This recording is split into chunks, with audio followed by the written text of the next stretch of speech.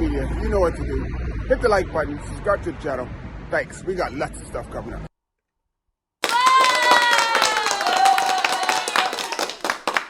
What's up? Welcome. As in Luby say, with your legs media, and we are here. We are in a new location. It's actually a nice location. It's really echoey. I think I need to do something to dampen the walls. The walls are just bouncing everything. So I'm pretty sure it sounds really, but anyway, let's get on with it. Enough of that. What we are doing today is we are talking about Soudal Quickstep. And they lost Julian Alaphilippe.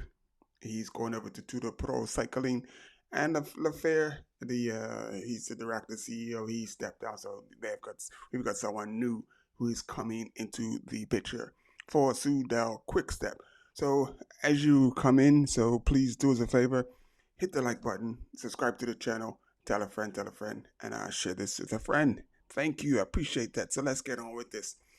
What's going on with Soudal Quickstep? Once upon a time, they were just that team. Back in just from the 80s to the 90s when they were Mappe, and then they just were just that team that just dominated everything from being super controversial, like from doping all the way up until today. They've been in it all. They've been around. So Soudal Quickstep is not that team that they used to be. And with this new change, what's going on? But you still got Evenepoel, who they thought was going to go over to Bora Hansgrohe, but that didn't happen, which is a good thing, because if they lost Remco, then the team is definitely starting from scratch and rebuilding. We're just going to do a deep dive into Mappe Quickstep. They're going to be that's going to be this week's highlight. Soudal Quickstep have announced a change to its management structure, which will see Patrick Lefebvre step down as its CEO on December the 31st, 2024. Under the new arrangement, the current COO, Jorgen Four, will step up to the CEO and is to take charge in the running of the team on a day-to-day basis. Four joined the team in early 2024, having had a long career in business, with his last position being as a partner with Deloitte. He steps up to the role of CEO, fostering his relationship with the team and its sponsors and partners that he has built up over the last 12 years while serving as COO. He will continue strengthening the sportive, commercial, and operative processes of the team, working together with our riders, staff, sponsors, and partners. Four will be working as part of the executive board, which will be made up of a majority of shareholders, Zendik Bakala and Arut Benzai, who has for a long time been the team's legal counsel and brings a wealth of experience from within the cycling industry. Lefebvre will also be a part of the new structure as its honorary board member. So he's not going away completely. So he's just stepping out a little bit. The board's focus will be on evolving the team's strategy going forward. Patrick Lefebvre founded Soudal Quickstep in 2003, combining his insight of the sport of cycling with the knowledge of economics and business that he picked up as an accountant to build what has become the most successful team in professional cycling. Under Lefebvre's stewardship, the team has reached almost 1,000 victories, which includes 22 monuments, 1 Grand Tour, 124 tour stages, 3 Olympic gold medals, 19 World Championship golds, and 4 European Championships, as well as countless other races. More than just eye-catching results, Lefebvre fostered a family feel and loyalty base within the team, which is almost unique within the sport of such a transient nature. The team earned the moniker of the Wolfpack, as they are famed for its team spirit and willing to race as a collective, who are prepared to go into battle for each other. The atmosphere within the team is demonstrated within examining the team's staff list, many of whom have been loyal to the team since the very early days of its existence. So that's just a little brief breakdown of what's going on with the transferring of power at the top of Soudal Quickstep. So it almost seemed like when you saw the headline that Lefebvre was just going away, they're getting rid of him, but that's not the case. It's just a matter of him just taking a back seat and maybe giving someone else, younger, fresher, a chance to come in and, keep that ball rolling, keep them, it's all about financing the team, but it's also about, keeping the results coming and also keeping the money coming in, because without the money, there is no team. So he comes from Deloitte, and if you don't know, like it's Deloitte and Touche, they're like a big accounting firm. So he's all about the money. So it all comes back to the money, because you got to pay the riders, uh, so you can get the best riders. And if if you get the best riders, then you get the best results. You get the best results, then you get more sponsors, more sponsorships, and you get more money. So you see how it goes. So we're just gonna jump into some tidbits, some news that's happening in this inside of Soudal Quick Step. And we're going to start off, obviously, well, not obviously, our most popular news story is Remco Evenepoel, his update, his current update, because we know that he did have a bit of a accident with a dump truck, a trash truck, or garbage truck, or whatever you call it. But since the double Olympic champion was involved in an incident during training on a few Tuesdays ago, following the incident while training today, Remco Evenepoel was taken to hospital, where it was revealed that he sustained fractures to his rib, right shoulder blade, and his right hand. Well, I didn't know it was all of that. Remco was taken to Euromus Hospital in Anderlecht shortly after the incident, where he was initially assessed. He will now travel to a hospital at Herentals, where alongside the Soudal Quickstep medical staff, his injuries will be further assessed and the pathway for his recovery decided. And it says, we wish him a speedy recovery. Our further investigation into his injuries, as reported earlier, Remco has sustained a fracture to his ribs, right shoulder blades, and his hand. Examinations have revealed contusions to both lungs and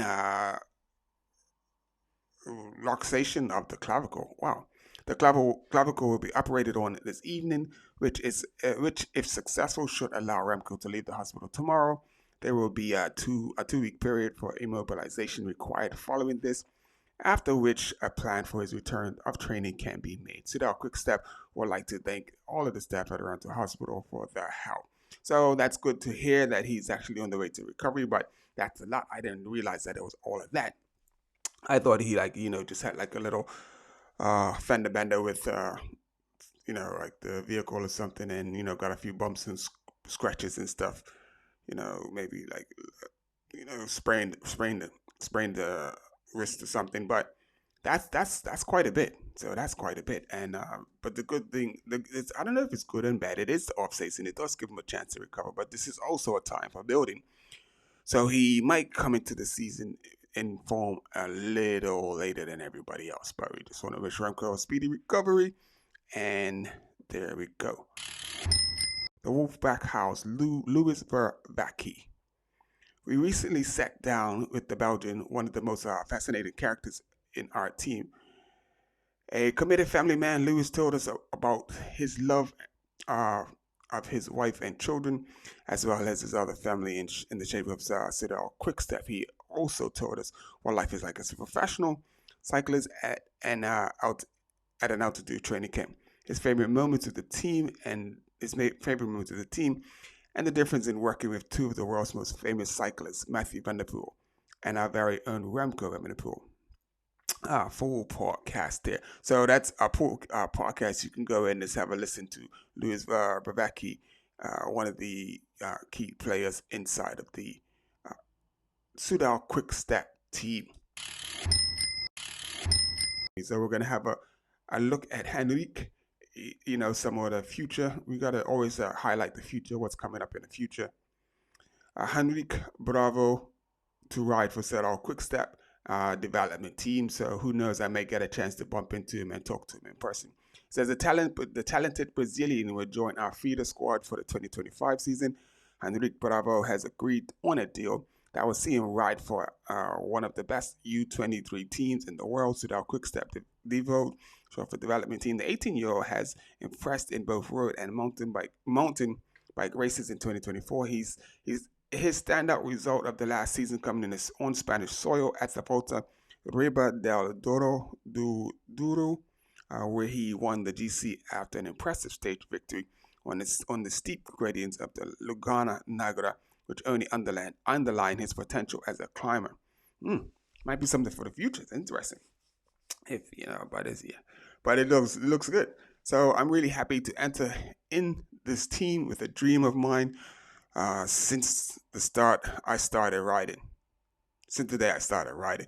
And then to be with the athletes and people is really nice. I think it will be a really nice experience and a really nice opportunity, said Henrique, who won 6 mountain bike races on his home turf this year before producing a solid ride that at the Junior World Mountain Bike Championships held in Andorra.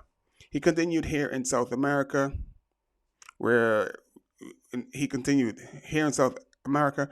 We have good cycling. We have a good cycling culture, but more on the mountain bike and not a lot on the road. To be able to go to a team in Europe is difficult for people from Brazil, and they almost don't believe it's possible. Now I hope that I can prove that it is possible and open more doors for the athletes here in Brazil and South America. It's a unique feeling, and I hope to learn and enjoy this opportunity. I've always watched cycling, road cycling, mountain bike, cyclocross. I watch all the races, and I was fascinated with all the athletes. I even watched the videos on YouTube. This kept me dreaming, and then I started to work for it. Since 2018, I started riding in more competition, and now I'm more focused on the road. I think more a climber for long climbs, but let's see where I live. I have some good climbs, steep and 20 minutes long, but there are also lots of cars. When I went to Europe, it was like paradise because I could find a lot of roads without cars and climbs. It's really nice. Coming to Europe will be a great learning tool. I will need to adapt a little bit to the routine in Europe, but I think it will be good, and I will try to get more experience in the winter. I will have to get used to the cold too, but I think it will be nice. Yep. It's one thing when you're racing, you don't really care about the cold, but you have to stand around and wait it and all that. That's a different thing. So I'm pretty sure he's going to be all right. And that's pretty cool to see the young Brazilian ride. Henrique Bravo, he's going to ride for Soudal Quickstep, and really looking forward to see what he's going to, produce. And like I said, who knows, I'll probably get a chance to talk to him, just up and pressing before a race or something. We'll see. Really looking forward to that. So that's all on Soudal Quickstep. That's all we're going to bring you for today. That's just a little look inside to Soudal Quickstep. But I thought like T-Rex was a part of was a new sponsor or something. But anyway, that's it. It's in its Luby. Say with your legs media. I really appreciate you.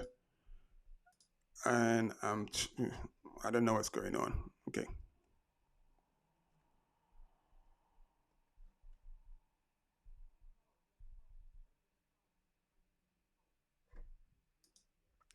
So that's it for today. Thank you for joining us. That was just a quick look into the team Soudal Quickstep. They lost 2 big people. They lost Patrick Lefebvre. Well, he isn't going anywhere. He just sort of stepped aside and let someone else younger take the reins. And then they've lost Julien Alaphilippe. He's going over to Tour de Pro Cycling. We will see in 2025 how big a loss that was. But, just the name, just the finance that he brings, the jersey that he sells. So, yeah, it's a bit of a loss to Soudal Quickstep. But then also looking at Henrique, the young Brazilian coming in, and really looking forward to seeing what he's going to be able to do. And then also Tim Merlier, how is he going to get on this year? Is he going to be able to follow up at the Giro d'Italia like he did last year and do what he did, and he dominated? But I don't know. We don't know if Benny would have been able to contest him for that, because Benny was coming close, but then he left the race with an injury due to a crash. But it just bode well for Benny, because then he was able to go to the Tour and do his thing. But we'll see if Benny's going to do the Giro as well as the Tour. We'll see what happens. But anyway, like I said, this is initially say with your legs media. Make sure you hit the like button. Thank you for subscribing to the channel. Thank you for tuning in, and I appreciate you. And I'm going to just keep bringing you more and more content. I'm not quite sure what's going to be next, but we're going to bring you as it comes out. I'm just going to come on here and just drop stuff. Alrighty. Peace out. Appreciate you. I think it's number 3.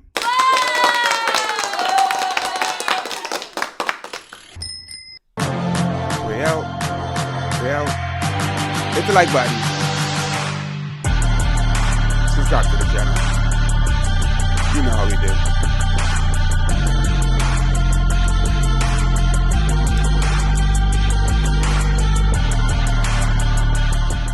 Say with your legs media. You know what to do. Hit the like button. Subscribe to the channel. Thanks. We got lots of stuff coming up.